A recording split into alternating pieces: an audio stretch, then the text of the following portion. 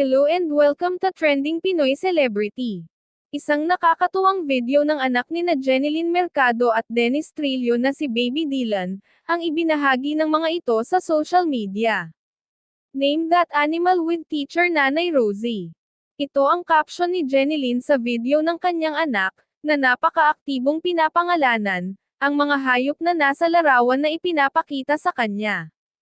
Ang 1-year-old baby ni na Dennis at Jeneline, ay nakikitaan na ng pagkabibo, ayon sa mga netizen na nakapanood nito. Hi, very good. This one. B, very good. This one. Oh, tiger, very good. This one.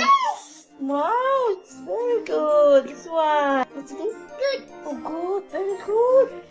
This one. Bear, very good. Oh, very good duck. This one.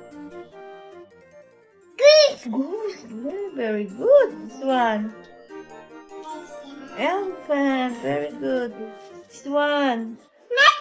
Oh, very good. This one. Oh, very good. This one. Horse. Oh, very good. Oh, this one. This one. Dylan.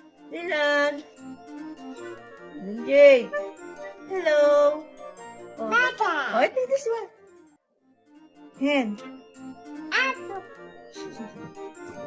Oh, this Apo, panda. Eh, this one. Ito. This one. Last one. Oh, last one. What is this? This is a... Oh, very good.